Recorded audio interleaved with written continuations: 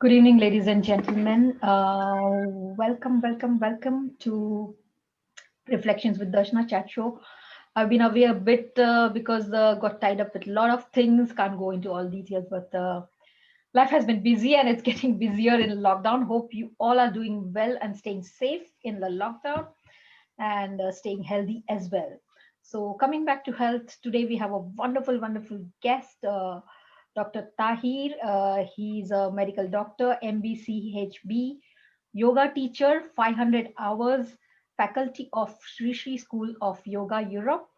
And as a yoga teacher and doctor, Tahir's understanding of human body transcends the physical dimension and enables people of all backgrounds and ages to experience the depth of yoga. And, including me and lots of people who have been his students, he's a mentor as well. And we all have been amazed, at the sharpness of his mind and the way he answers the questions and the way there's clarity in whatever guidance he gives. And, but more than that, it is the his own personality, that deep inner peace combined with the kindness and that, the way he connects with people is what is, the best thing about Tahir, the way he connects with people, which opens up the other person to, share their experience, share their life journey with him. So, welcome, Tahir. Well, thank you, Darshana. Beautiful. That's wonderful. Welcome. Really honored. Very happy to be here today. Really excited. Thank you for being on my show. What an honor to have you on my show.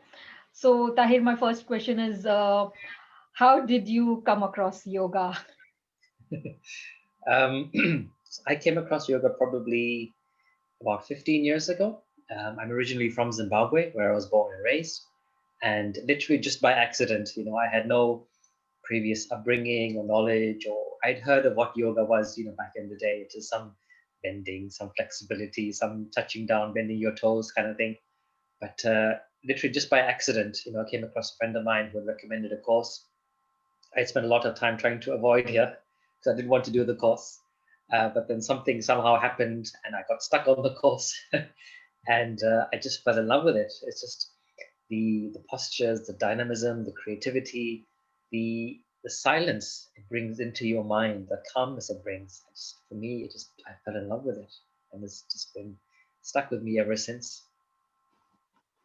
So, what is according to you? What is yoga? Yoga, to me, so yoga comes from a Sanskrit word yuj, which means union. So yoga literally is union between the body, the breath, and the mind. Yeah? So a lot of people have this misconception that I need to be very flexible, I need to be very strong, I need to bend down and touch my toes. That is not yoga. Yeah? You use the body, but in combination with the breath and the mind. So it's done along with a lot of awareness, a lot of in the present moment, you're observing your body, observing the mind, using your breath as a tool. And when these three come into combination, the body, the breath, and the mind, when they come into that union, then yoga happens. Yeah? Then you experience that calmness, that relaxation, that joy from within. That is when yoga happens, when the three come into union. Right.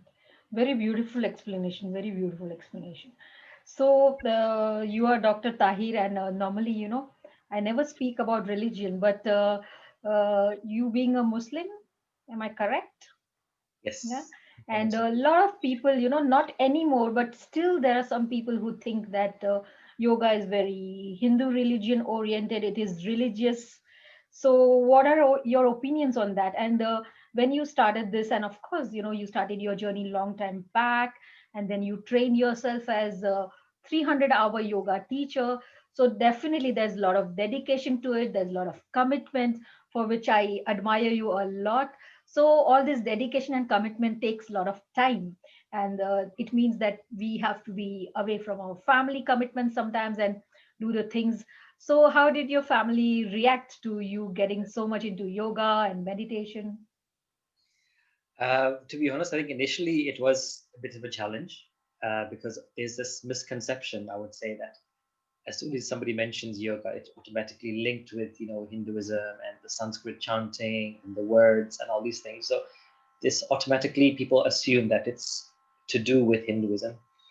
But if you go into it, it's, for me, it's going beyond religion. It's the spirituality, which is the essence of all religions. It's about connecting to yourself, being a better person, looking after your body, looking after your mind, maintaining that healthy state of mind, mental well-being.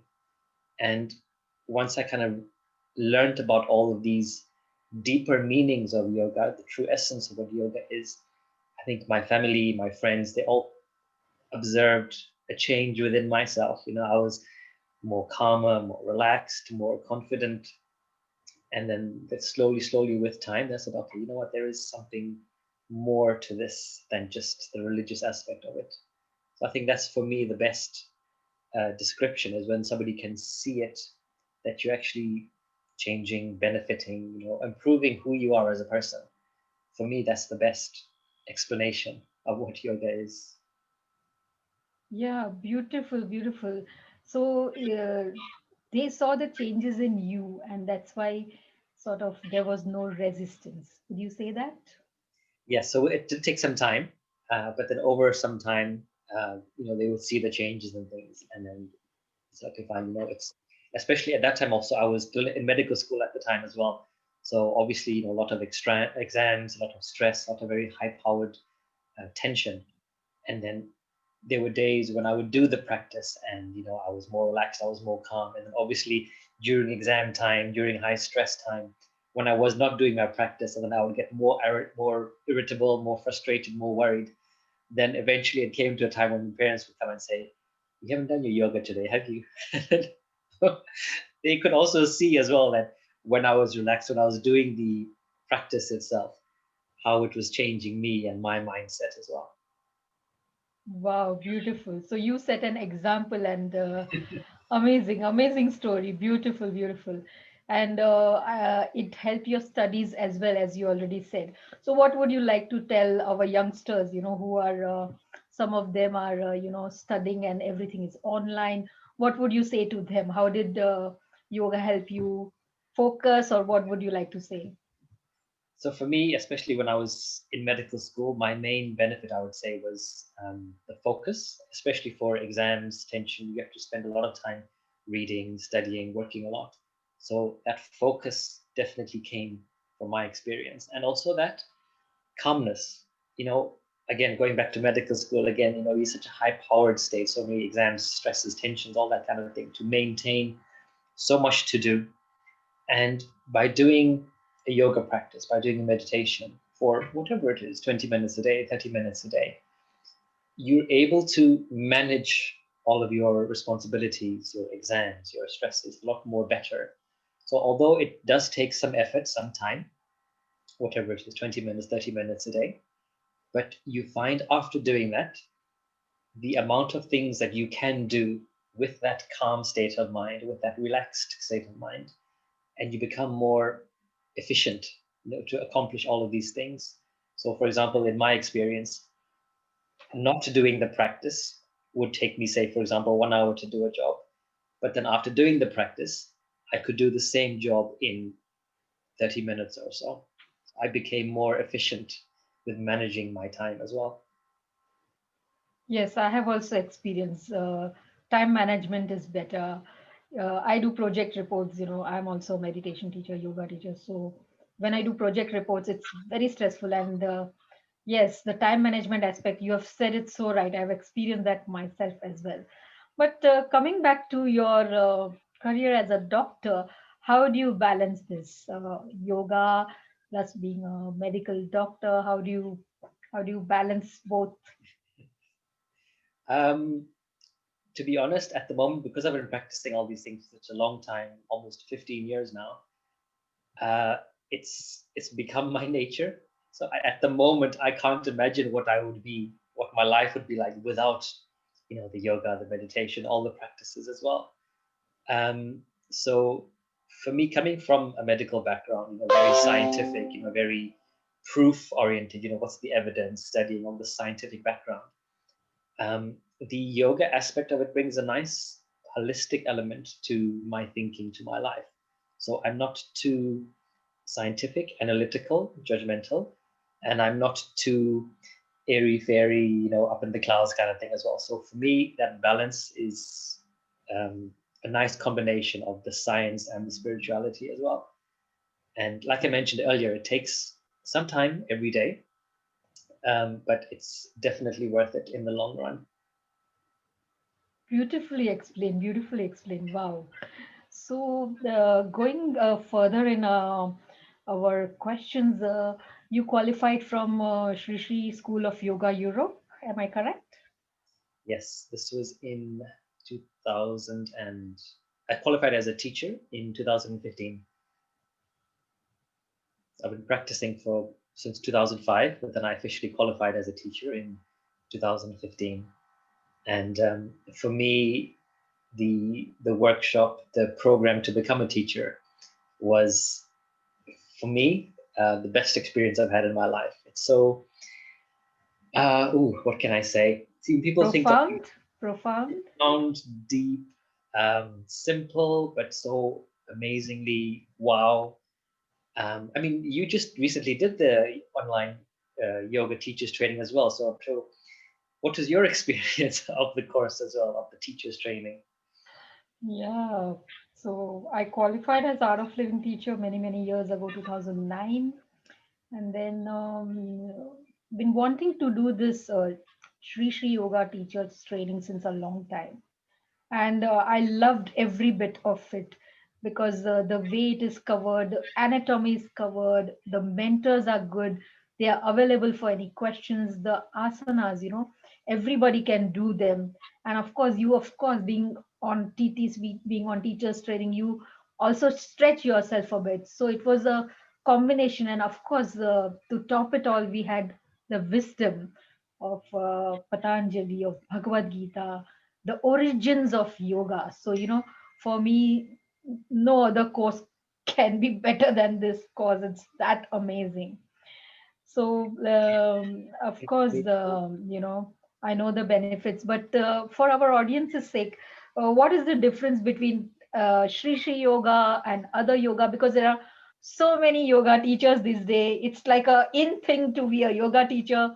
So, what would you say? What is the difference between the two? For me, I would say Sri Sri Yoga is a very unique path in that it's very holistic, it's very accommodating, and it's very inclusive of all the different branches of the paths of yoga. So, for example, there's four main types of paths that we follow on the yoga journey. There's Bhakti Yoga, the path of devotion. There's Hatha Yoga, which is the physical aspects of the asanas. There's Karma Yoga, which is the path of service, giving back, the action. And the path of Raja Yoga, the wisdom, the knowledge.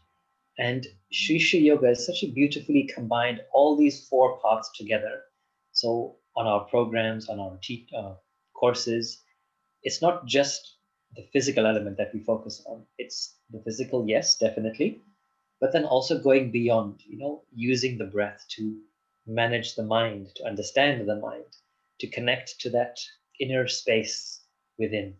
And that is where, for me, that joy comes from, that happiness comes from when you connect to the source. You don't need that cup of coffee to make you happy. You don't need that chocolate cake to put a smile on your face. You can very easily connect within, and that is the true source of joy for me. And like I mentioned, so for Shri Shri Yoga, it's a beautiful combination of all of these elements put together in such a simple path, so easy, practical to understand, but so deep, profound, stimulating, encouraging, motivating at the same time. So it's very special to me. So, Dr. Tahir, you run yoga classes and you give knowledge and wisdom about Patanjali Yoga Sutras as well. So, can you tell us a little bit more about some sutras or what would you like to share? Because I learned that Maharishi Patanjali is the father of yoga. I know many people don't know that, And you are taking classes on that, so that's beautiful. I know our guru, His Holiness Shri Ravi Shankar, has given a lot of commentary on Patanjali Yoga Sutras, which is wonderful to listen as well. So what inspired you to start this Patanjali Yoga Sutras, and if you can tell us some sutras, something inspiring. Sure. Um, well, the thing with Patanjali Yoga Sutras is it's an ancient text written by Maharishi Patanjali. And as you mentioned, he's the father, the propounder of yoga.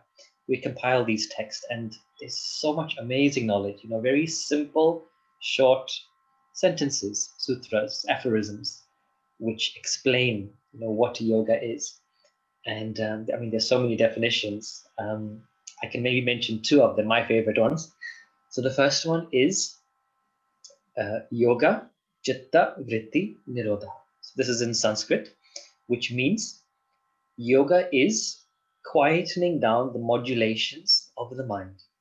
So just a very brief explanation. So if you ever notice, when your mind goes outward through the senses, it experiences the world in different activity. Your mind works in one of 5 different activities. So just briefly mentioning them: looking for proof, wrong knowledge, fantasy or hallucination, sleep, and memory. So when your mind is experiencing the world through the senses, it's usually functioning in one of these 5 activities. So But these activities, would you say they are modulations yes, of the mind? activities of the mind, modulations of the mind. So that is the mind going outward. But yoga is the mind going inward. So turning the mind around and going inwards, focusing on insight. What is behind the senses? So, for example, I'm looking at you right now.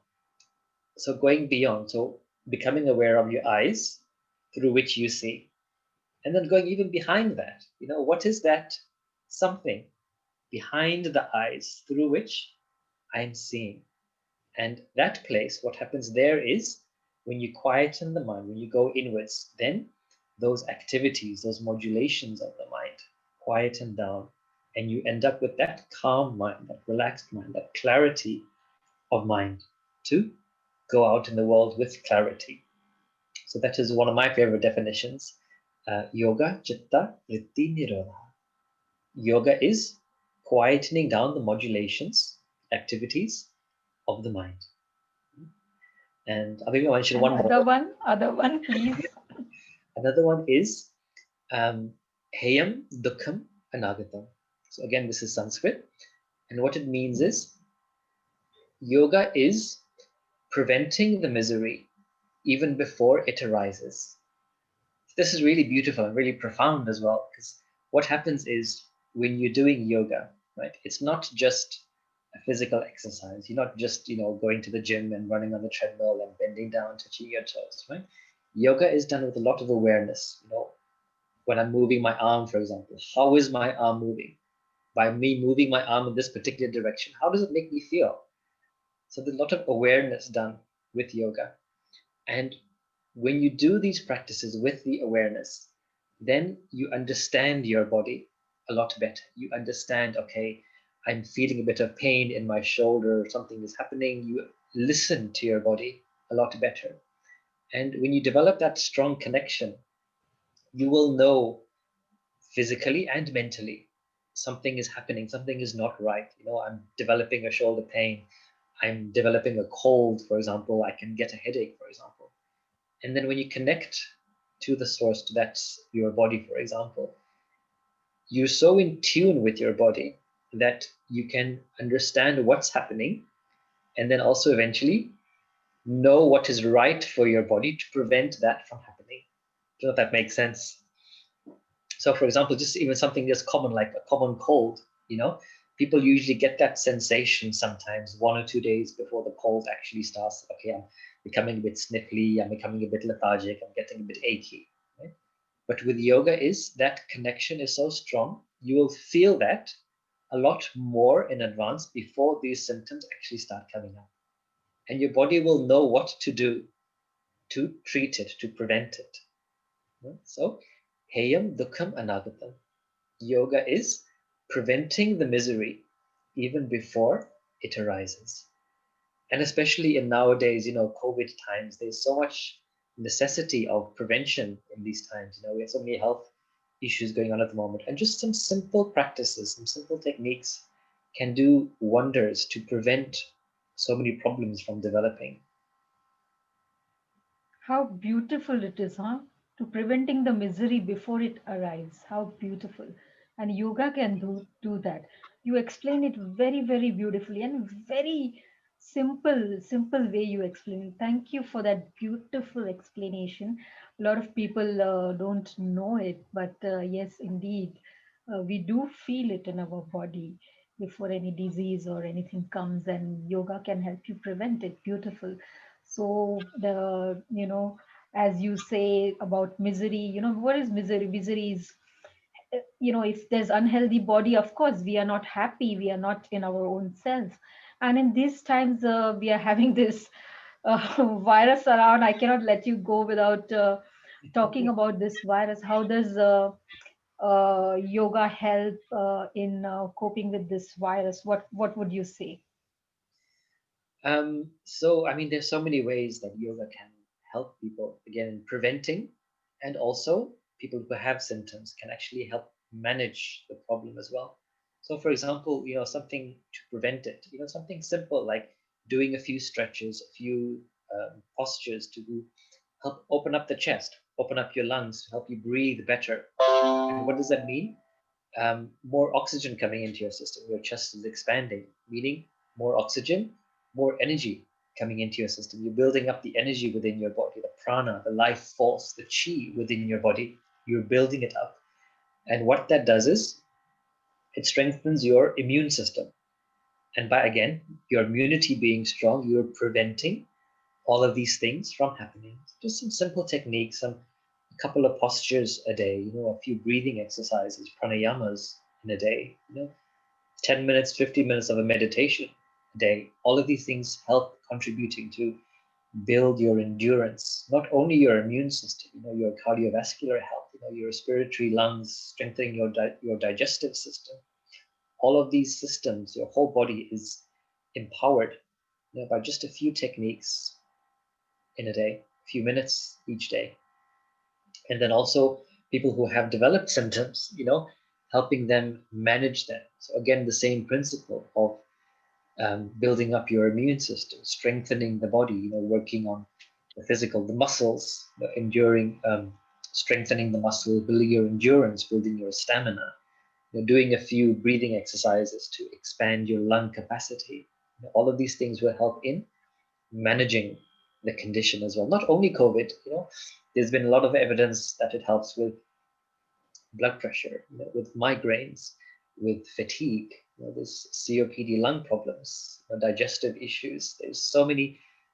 I can go on and on naming all the conditions which it has an effect on, a positive effect on. But I think the best evidence is actually, rather than sitting listening to somebody, giving it a go and doing some postures and see how you feel yourself. Because for me, experience is the best teacher. Yes, indeed, indeed. I would also highly recommend everyone to do some yoga asanas, pranayamas, and very helpful to build that immunity up, because being having a strong immunity at this time, and of course at all other times, is very important to ward off those diseases that might come and attack you. So, of course, I know the term, but just for all audience, can you explain the term pranayama? Yeah. Is it very hard to do? Is it that some people can do, some people cannot do? It's, to be honest, it's very simple. So pranayama is a Sanskrit word. Prana is your subtle life force energy, the energy within your body, the chi, the energy, the life force within you. And yama means directing. So pranayama is you're directing the energy, the life force within you to different parts of the body. So maybe I can teach you one short one, if that's okay. Yes, please. Quick and easy one. So what you can do is imagine, which one can I teach you? There's so many. um, so, okay. So imagine what you're doing is you have a straw in your mouth, right? So you breathe in through your nose and you breathe out very, very slowly, very, very gently, as though you're breathing out through a straw. So you purse your lips up like a small hole and you very, very slowly, very, very gently, as long as possible, exhale through your mouth. So you're breathing in normally through the nose and breathing out through a straw. Shall we maybe do this a couple of times? Yeah? Okay. Yes. Let's sit easily, let's sit comfortably. And if you're comfortable, let's close the eyes. Let's take a normal deep breath in and slowly breathe out normally through the mouth. And now, through the straw, breathe in through the nose, pursing your lips, breathing out through the straw. Very, very slowly, very, very gently, taking your time.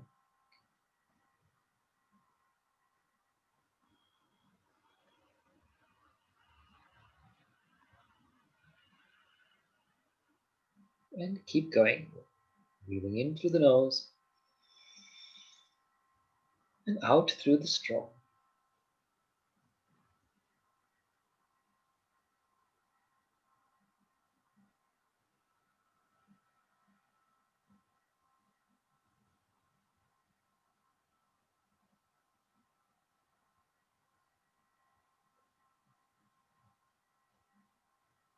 Do one more, breathing in through the nose and out through the straw.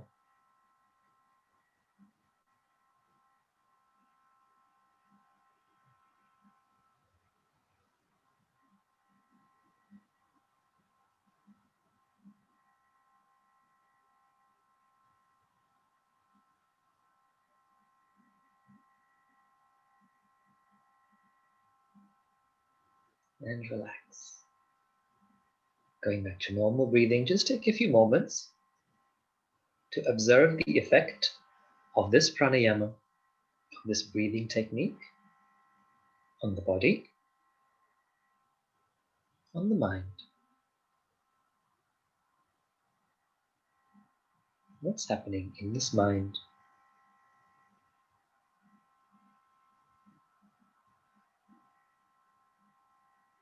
Let's take a normal deep breath in and breathe out. And slowly, gradually, let's open the eyes. Beautiful. Meditative. This is a very simple technique to calm the mind almost instantaneously. Yeah? So when you find yourself flustered, angry, upset, frustrated, whatever it is, to calm the mind, to relax the mind, to center the mind. This technique is very simple. And these are the type of pranayamas that we can do. Not very complicated, not very difficult, that anybody can do. Any age, any culture, any tradition, any body size, big, small, whatever it is. Very simple, very powerful. So, Dr. Tahir, you were teaching one-to-one classes. So now you've gone online, I believe. Am I right? Yes, everything is online at the moment. And how is it going online? People can still learn all the stretches, everything. How is it going? Tell us a bit more about your experience and difference between teaching the two. Between a class and a program. Yes. So No, between physical classes and online classes. Ah, well, personally, I prefer obviously physical classes face to face. Obviously, more interaction, you can see people face to face. For me, it's more of a connection. But then thankfully, everything has gone online now, so we can still, to some degree, see each other, interact with each other, work together as a group as well. Even different classes, we have people coming in for our classes. So it's again tailor-made towards different people, different individuals, obviously depending on their capacity, what they're able to do. Not everybody can do all the postures. Obviously, everybody has different health concerns and things. So what we do is we tailor-made the class to each individual. And so usually a class is roughly about an hour, hour and a half maybe. And we would start with maybe a few pranayamas, a few breathing exercises, go on to the postures, the asanas, a little bit of relaxation, and end up with a short meditation as well. So it's a beautiful combination of the physical element with the breath and also working on the mind. And it's this, as you mentioned in the beginning, the body, breath, mind union, which is the emphasis in Sri Sri Yoga, which is for me that the cherry on the cake, because you're not just working physically, but also on the mind as well. Right.